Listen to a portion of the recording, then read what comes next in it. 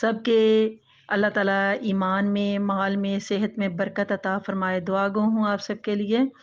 آج ماشاءاللہ اللہ پاک پروردگار جل جلالہ نے ہمیں قرآن مجید فرقان حمید جیسا کہ ترجمہ و تفسیر کے ساتھ پڑھنے کی توفیق عطا فرمائی۔ تو انشاءاللہ عز و جل سورۃ آل بقرہ ہم شروع کرنے جا رہے ہیں۔ آج پہلا رکوع اس کا ہوگا انشاءاللہ عز و جل، آپ توجہ سے سنیے گا۔ اللہ پاک پروردگار جل جلالہ آپ سب کے سینے کشادہ فرمائے اور قرآن کا فہم و ادراک عطا فرمائے۔ تو شروع کرتے ہیں۔ بسم اللہ الرحمن الرحیم۔ الف لام میم ذالک الکتاب لا ریب فیہ ھدی للمتقین الذین یؤمنون بالغیب ویقیمون الصلاۃ ومما رزقناہم ینفقون والذین یؤمنون بما انزل الیک وما انزل من قبلک وبالآخرۃ ھم یوقنون اولئک علی ھدی من ربہم واولئک ھم المفلحون۔ ان الذین کفروا سواء علیہم اانذرتہم ام لم تنذرہم لا یؤمنون۔ ختم اللہ علی قلوبہم وعلی سمعہم وعلی ابصارہم غشاوۃ ولہم عذاب عظیم۔ صدق اللہ العظیم۔ سب سے پہلے بسم اللہ الرحمن الرحیم کا اس کا ترجمہ ہم پہلے بھی کر چکے ہیں بڑے اچھے سے۔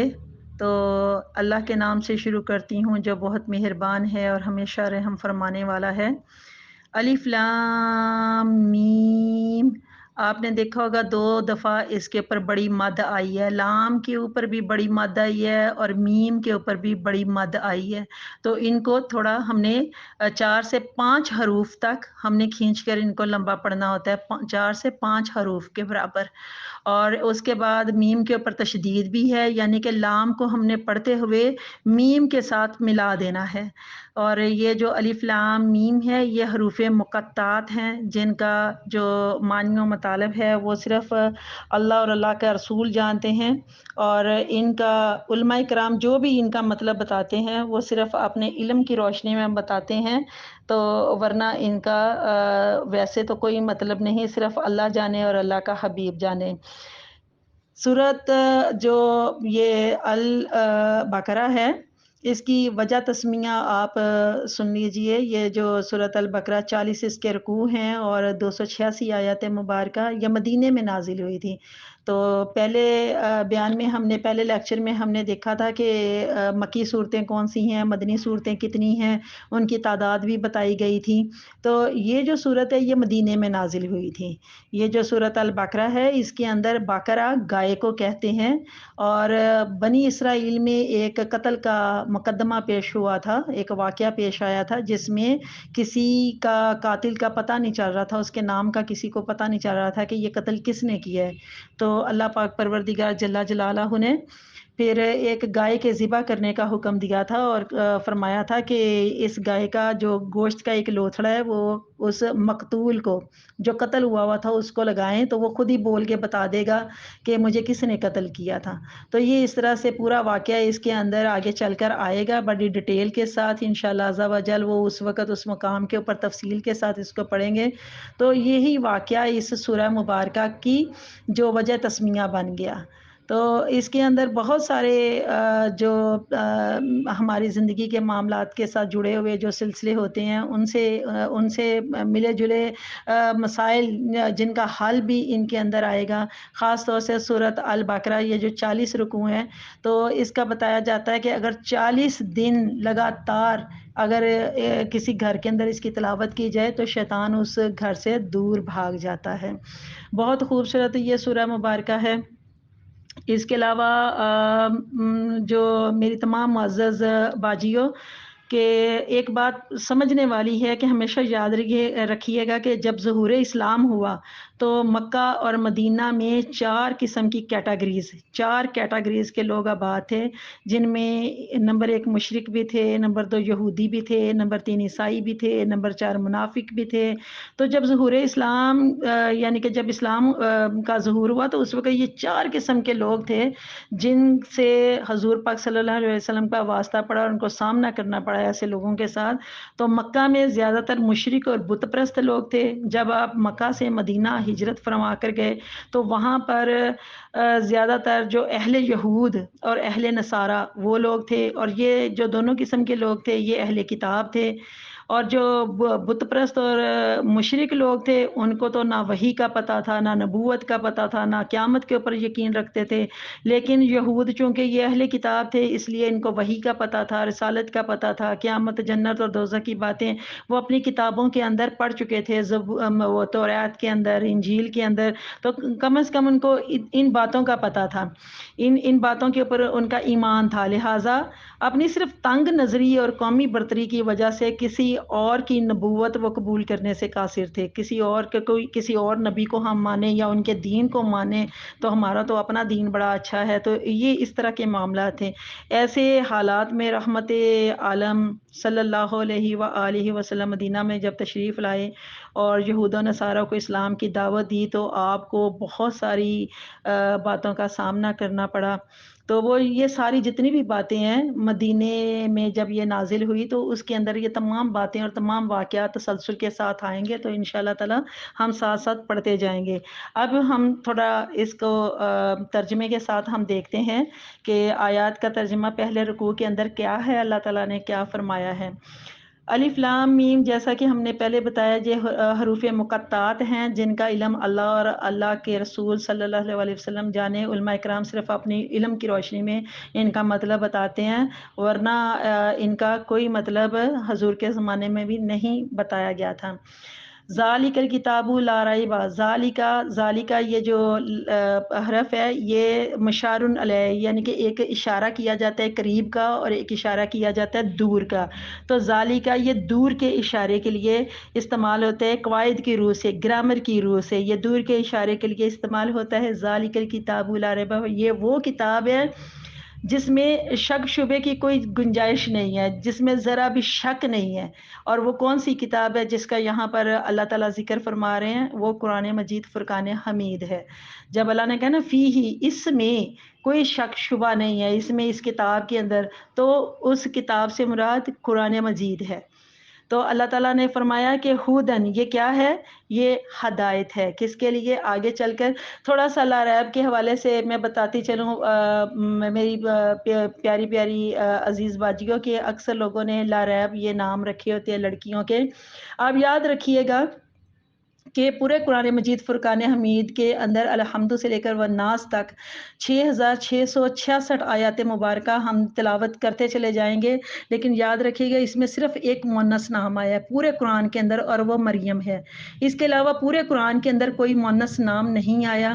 باقی لوگوں نے جو نام اس میں سے نکال کے آیتوں میں سے حرف توڑ کے رکھے ہوئے ہیں وہ نام نہیں ہے، کوئی اسم نہیں ہے، لوگوں نے خود سے وہ نام بنا دیے ہیں، جیسے لا ریب رکھا، جیسے یشفا رکھا، جیسے وہ سدرۃ المنتہا کا 15 نمبر کا جو پارہ بنی اسرائیل، سورت بنی اسرائیل شروع ہوتی ہے تو وہاں پر ذکر آئے گا، تو یہ لوگوں نے خود نام بنا کر رکھے ہوئے ہیں، ورنہ یہ حقیقت میں یہ نام نہیں تھے، مؤنث نام نہیں تھے، لوگوں نے خود بنا دیے آیتوں کے اندر ان کو توڑ کر۔ تو آگے چلتے ہیں، اللہ تعالیٰ فرماتا ہے ھدی للمتقین، یہ جو اللہ تعالیٰ نے فرمایا ہے یہ جو قرآن مجید ہے نا یہ پرہیزگاروں کے لیے ہدایت ہے۔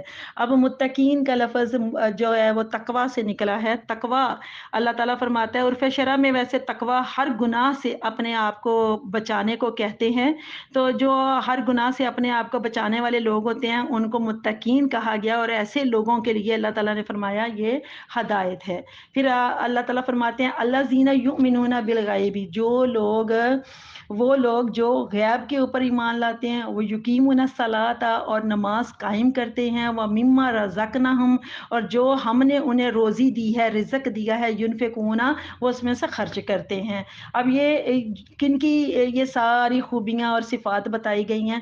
یہ متقین کی، وہ جو پرہیزگار اللہ کے نیک بندے ہیں، اللہ تعالیٰ نے ان کی بات کی ہے۔ سب سے پہلے اللہ تعالیٰ نے فرمایا کہ وہ غیب کے اوپر ایمان لاتے ہیں۔ اب یہ غیب کیا ہے؟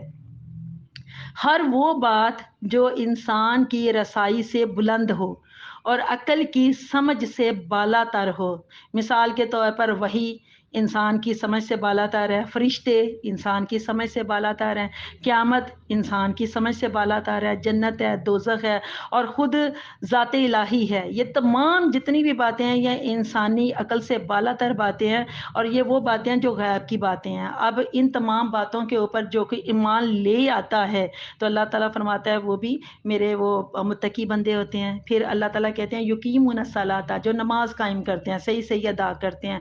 ہم عموماً جب بھی بات کرتے ہیں ہم کہتے ہیں نماز پڑھ لو، یا میں نے نماز پڑھ لی ہے، یا نماز پڑھنے کا وقت ہو گیا ہے، لیکن قرآن کہتا ہے نماز قائم کرو، نماز قائم کرو۔ نماز پڑھنے کا ذکر نہیں آتا، نماز قائم کرنے کا ذکر آتا ہے، جس کے اندر اللہ کہتا ہے جب تم کھڑے ہوتے ہو قیام کی حالت میں، جب تم رکوع کی حالت میں، جب تم سجدے کی حالت میں، جب تم نماز قائم کرتی ہو، رخ تمہارا قبلے کی طرف ہوتا ہے، اور تمہارے جو حواس ظاہری ہوتے ہیں اور باطنی ہوتے ہیں ان میں صرف اور صرف میں ہوتا ہوں، اور میری طرف تم رجوع کرتے ہو، بندگی کرتے ہو، تو اللہ کہتے ہیں تم اس وقت اس حالت میں ہوتے ہو، اس حالت میں ہوتے ہو گویا تم مجھے دیکھ رہے ہو۔ اگر تم نہیں مجھے دیکھ رہے تو میں تو تمہیں دیکھ رہا ہوں نا۔ تو یہ نماز قائم کرنے کی حالت ہوتی ہے، یہ نماز پڑھنے کی حالت نہیں ہوتی۔ آگے چلتے ہیں، اللہ تعالیٰ فرماتے ہیں کہ یہ جو رزق ہے نا جو ہم نے تم کو دیا ہے، عموماً ہم میری پیاری پیاری واجب الاحترام باجیوں، ہم لوگ نا رزق صرف کھانے پینے کی چیزوں کو سمجھتے ہیں، جو کھانے پینے کی چیزیں ہوتی ہیں بس وہ رزق ہوتا ہے، حالانکہ ایسا نہیں ہے۔ قرآن کی روح سے، دین اسلام کی روح سے، لغت میں جو ہمارے پاس مال ہوتا ہے وہ بھی رزق ہے، جو ہماری اولاد ہے وہ بھی رزق ہے، جو اللہ نے ہمیں علم دیا ہے وہ بھی رزق ہے، جو معرفت اللہ نے دیا ہے، یہ ساری جتنی باتیں ہیں نا یہ ساری رزق کے ساتھ ریلیٹڈ ہیں۔ اور اللہ تعالیٰ نے فرمایا مثال کے طور پر کوئی علم کسی کو سکھاتا ہے تو وہ خرچ کرتا ہے نا، تو اللہ تعالیٰ کہتا ہے یہ ہم نے تمہیں دیا اور وہ آگے اس کو خرچ کرتا ہے۔ اسی طرح سے ہم نے مال دیا، اللہ تعالیٰ کہتا ہے وہ بھی اس کو ہمارے راستے میں خرچ کرتا ہے۔ تو یہ ساری جو باتیں رزق کے حوالے سے اللہ کہتا ہے جو میرے بندے ہیں نا وہ اس کو جو ہم نے اس کو دیا ہے وہ میرے راستے میں خرچ کرتے ہیں۔ آگے چل کر اللہ تعالیٰ فرماتے ہیں وَالَّذِينَ يُؤْمِنُونَ بِمَا أُنزِلَ إِلَيْكَ، اور جو لوگ ایمان لائے ہیں اس پر جو آپ کی طرف نازل کیا گیا ہے۔ یہاں پر جو کا سیغہ ہے الیکا، کا سیغہ ہے نا تیری طرف، یعنی ہم نے ادب کے ساتھ ہم نے بولا آپ کی طرف، تو یہ اللہ تعالیٰ نے اپنے محبوب صلی اللہ علیہ وآلہ وسلم کی بات کیا کہ میرے محبوب جو ہم نے آپ کی طرف ہم نے نازل کیا ہے نا وہ اس کے اوپر بھی ایمان لاتے ہیں، اور وما انزل من قبلک، اور جو ہم نے ان سے پہلے نازل کیا تھا، مثال کے طور پر زبور آئی، انجیل آئی، تورات آئی، اور بھی بہت سارے چھوٹے پمفلٹس جن کو صحیفے کہتے ہیں وہ بھی آئے، تو اس کے اوپر بھی وہ ایمان لاتے ہیں۔ اور بالآخرات ہم یوقنون، اور اللہ تعالیٰ کہتے ہیں وہ آخرت کے اوپر بھی یقین رکھتے ہیں۔ تو یہ سارے کون سے وہ لوگ ہیں؟ یہ وہ متقی لوگ ہیں جن کی اللہ تعالیٰ نے وہ خوبیاں بیان کی ہیں۔ پھر آگے چل کر اللہ کہتے ہیں اولئک علی ھدی من ربہم واولئک ھم المفلحون، اللہ کہتے ہیں یہی وہ لوگ ہیں جو اپنے رب کی توفیق سے ہدایت کے اوپر ہیں، اور یہی وہ لوگ ہیں جو فلاح پانے والے ہیں۔ اب فلاح پانے والے، فلاح کامیابی کو کہتے ہیں، کامرانی کو کہتے ہیں۔ ایک کامیابی وہ ہوتی ہے جو دنیا داری کی حوالے سے ہوتی ہے، بندہ پرچے دیتا ہے اور پاس ہو جاتا ہے اور بندہ کہتا ہے میں کامیاب ہو گیا۔ کوئی بھی کام انسان کوئی سٹارٹ کرتا ہے اور پھر اس کو اللہ تعالیٰ جب پورا کرنے کی توفیق دے دیتا ہے تو بندہ کہتا ہے میں کامیاب ہو گیا۔ لیکن یہاں پر جو فلاح کی بات ہو رہی ہے یہ دنیا اور آخرت دونوں جہانوں کی کامیابی، دونوں جہانوں میں جب انسان کامیاب ہوتے ہیں نا تو اللہ کہتا ہے یہ فلاح ہے اس کے لیے۔